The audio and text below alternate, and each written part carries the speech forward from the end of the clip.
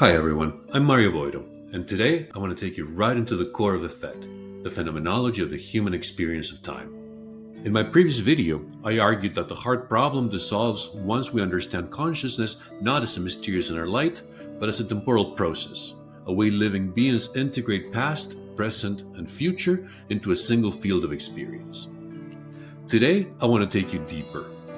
I want to show you how experience is actually put together, moment by moment, and why this temporal architecture gives consciousness its depth, its unity, and its meaning.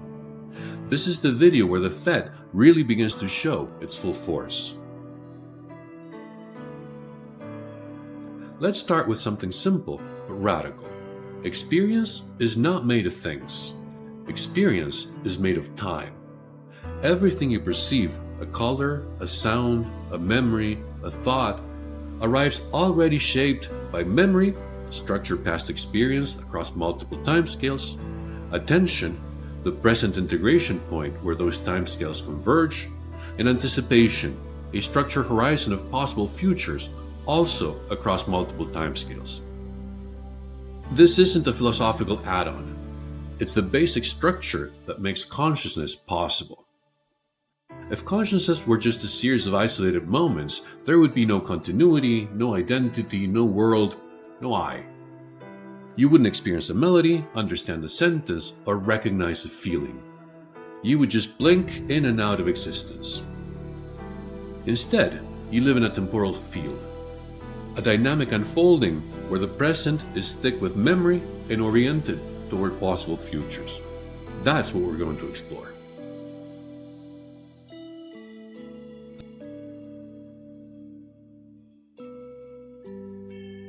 Let's break this architecture down. When you hear melody, you don't just hear the note that's happening now. You hear it within a web of past experience, patterns you've learned, expectations you've formed, emotions, and meanings that have accumulated over time. In PHET, the past that shapes the present is not just the immediately preceding moment. It is memory, understood as a structured, hierarchical process operating across many timescales, from milliseconds to minutes to years to an entire life, and even to shared cultural histories. Memory is not a passive record of what happened. It is an active structuring force that situates the present within a broader temporal context. This is how experience gains coherence. This is how identity becomes possible. Attention is not merely a spotlight. It is the integration point of experience, the place where deep memory and projected futures converged into a lived present. At any given moment, your brain is integrating information across multiple temporal windows, fast sensory processes, intermediate predictive systems, slower integrative and narrative structures. Attention is where all these timescales are bound together. When your attention shifts, your world shifts, because what changes is not just what you notice, but how the present is structured in relation to past and future. This is where meaning happens. Experience is always oriented forward, but anticipation is not just about predicting the next second. In PHET, anticipation is a hierarchical projective horizon, a structured field of possible futures extending across multiple timescales. At the same time, you are anticipating the next word in a sentence, the end of a conversation, the rest of the day, future relationships, long-term projects, and the kind of life you're trying to live. Anticipation gives experience direction, urgency, and purpose. Without a structured future horizon, consciousness would flatten, action would lose orientation, and meaning would collapse. Most theories of consciousness look for a place where consciousness happens. But consciousness isn't a place. It's a process, the continuous integration of hierarchical memory and hierarchical anticipation coordinated through attention into a lived present. This isn't a metaphor. This is the temporal architecture of experience.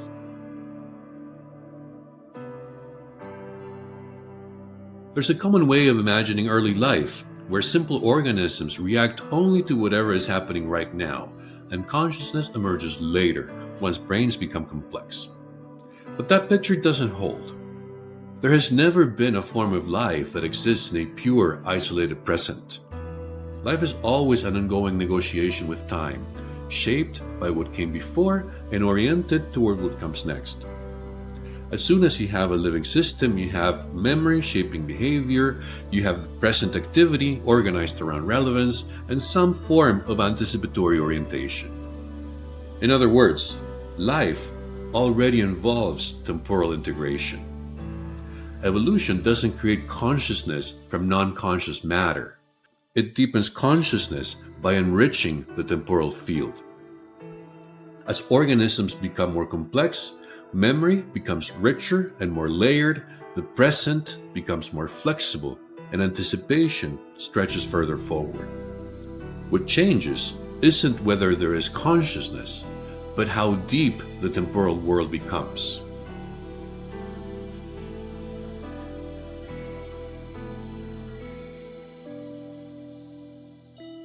So where does the brain fit into all this?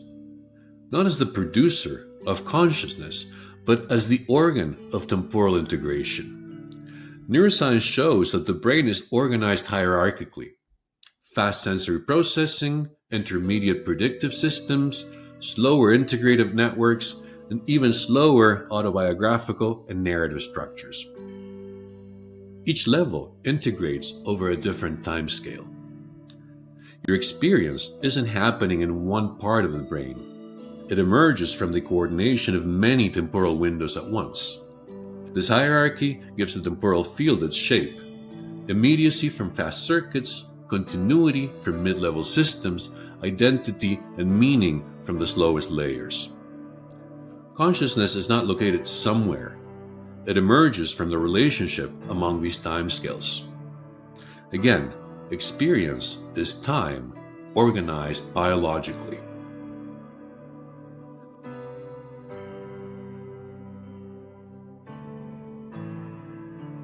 A single note has no meaning by itself. Meaning emerges from the integration of remembered patterns and anticipated resolution. Fear is not a snapshot. It is memory and anticipation organized around a possible future. You are not a fixed essence. You are the ongoing temporal synthesis of where you've been, where you are, and where you're going. Meaning isn't found in objects. It's found in how experience stretches across time toward what matters. Every example of conscious life reveals the same truth. Experience is a temporal field, not a series of moments.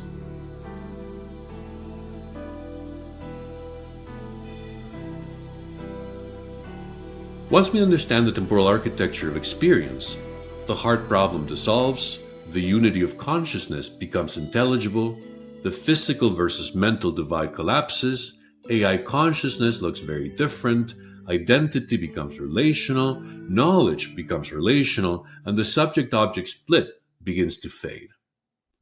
This is where the PHET becomes not just a theory, but a paradigm, a new way of understanding the mind. If this gave you an aha moment, I'm glad, because this is just the beginning. There's much more ahead. Identity, memory, evolution, AI, and the deeper implications of a world built through time. If you want to follow the development of the PHET and rethink what consciousness is, subscribe and stay with me. I am, therefore I think. Thanks for watching, and I'll see you in the next video.